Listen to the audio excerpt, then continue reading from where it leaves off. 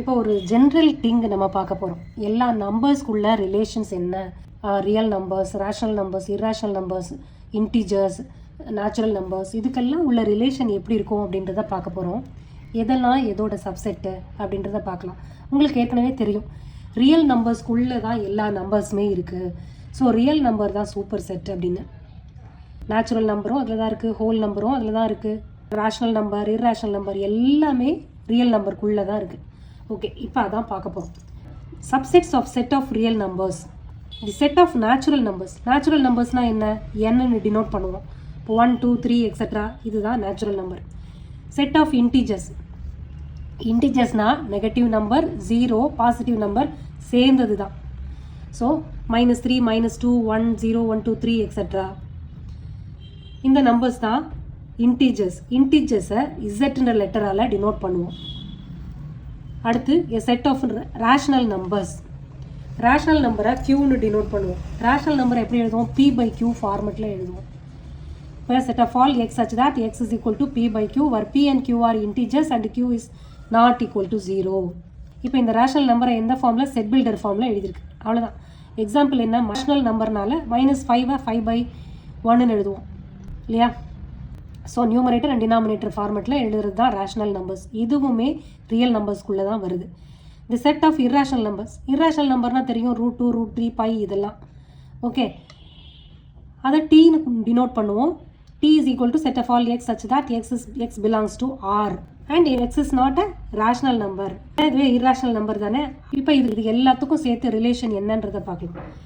Natural numbers இன்டிஜர்ஸ்குள்ளே வருதா, இந்த natural number இன்டிஜர்ஸ்குள்ளே வருதா, 1 2 3 4 இதெல்லாம் இன்டிஜர்ஸ்குள்ளே வருது. அது இல்லாமல் 0, அது ஹோல் நம்பர் தானே, 0லேருந்து போகிறது ஹோல் நம்பர். இந்த நெகட்டிவ் நம்பர்ஸும் 0 அண்ட் பாசிட்டிவ் நம்பர் சேர்ந்தது தான் இன்டிஜர்ஸ். அப்போ n is a subset of z அப்படின்னு போடலாமா, அதான் n is a subset of z. Okay, அடுத்து ரேஷனல் நம்பரில் p and q is integers கொடுத்துருக்கோம். ஏன்னா பாசிட்டிவாகவும் இருக்கலாம், நெகட்டிவாகவும் இருக்கலாம் ரேஷனல் நம்பர், சரியா. அப்போது n is a subset of z, z is a subset of qன்னு வருதா, இது புரிஞ்சிருக்கும். இப்போ q is a subset of rன்றது புரியுதா. இந்த ரேஷனல் நம்பருமே ரியல் நம்பருக்குள்ளே தான் வருது, இர்ரேஷனல் நம்பரும் ரேஷனல் நம்பருக்குள்ளே தான் வருது. ஆனால் natural number is not a subset of irrational number. 1 2 3 4 5 6 அதுதான் நேச்சுரல் நம்பர். ஆனால் டீனா என்ன, irrational number. Irrational number √2 √3 √5 etcetera. So natural number is not a subset of irrational number. அடுத்து இன்டர்வல்ஸ்னால் என்ன, ஓப்பன் இன்டர்வல்னால் என்ன, க்ளோஸ்ட் இன்டர்வல்னால் என்னன்றதை பார்க்கலாம். இந்த மாதிரி ஒரு ப்ராக்கெட்டுக்குள்ளே எழுதுறது இன்டர்வல் அப்படின்னு சொல்லுவோம். இதை ஓப்பன் இன்டர்வல்னு சொல்லுவோம். இப்போ ஏ அண்ட் பின்னு ஒரு நம்பர் இருக்குது ரியல் நம்பர்ஸில். ஏ இஸ் லெஸ் தேன் பின்னு இருக்குது. இந்த செட்டை எப்படி எழுதுவோம், set of all Y such that A less than Y less than பின்னு எழுதுவோம். அதாவது ஒய்ன்ற லெட்டர் ஏ அண்ட் பின்ற இன்டர்வல்குள்ளே இருக்குது அப்படின்னு அர்த்தம். புரியுதா. இதை ஓப்பன் இன்டர்வல்னு சொல்லுவோம். இதை நொட்டேஷனில் மார்க் பண்ணுறது இந்த ப்ராக்கெட்குள்ளே a, b அப்படின்னு டினோட் பண்ணுவோம். அப்போது y belongs to this set, y belongs to a, b அப்படின்னு அர்த்தம். All the points between a and b belong to the open interval a, b அப்படின்னு அர்த்தம். a, bக்குள்ளே எல்லா பாயிண்ட்ஸும் வந்துடும். ஆனால் இந்த ப்ராக்கெட் இருக்குல்ல, இந்த ப்ராக்கெட் போட்டால் இந்த 2 எலிமெண்ட் தவிர அப்படின்னு அர்த்தம். Between these two, not including these 2 letters. இந்த 2 நம்பருக்கு நடுவில் இருக்கிற நம்பர்ஸ் இதுக்குள்ளே இருக்குன்னு அர்த்தம். But a, b themselves do not belong to this interval. புரியுதா. a and b இதில் வராது, a and bக்குள்ளே இருக்கிற வேறு நம்பர்ஸ் வரும். ஓகே, ஸோ இதை ஓப்பன் இன்டர்வல்னு சொல்லணும். க்ளோஸ்டு இன்டர்வல்னால் என்னன்னு பார்க்கலாம். இப்படி எழுதுனா அது க்ளோஸ்டு இன்டர்வல். இதுக்கு மீனிங் என்ன, including a and b other numbers are there. Between a and b some numbers are there, along with that a and b is there. The interval which contains the end point is called closed intervals. இந்த end point, இது start point, இது end point. இப்போ இது ரெண்டுமே சேர்ந்து அந்த செட்டுக்குள்ளே வந்துச்சுன்னா அது closed interval. The closed interval is denoted by the square bracketக்குள்ளே எழுதுறது தான். இதை எப்படி எழுதலாம், set of all x such that a less than or equal to x less than or equal to b. Closed bracket a open bracket b இருக்கு.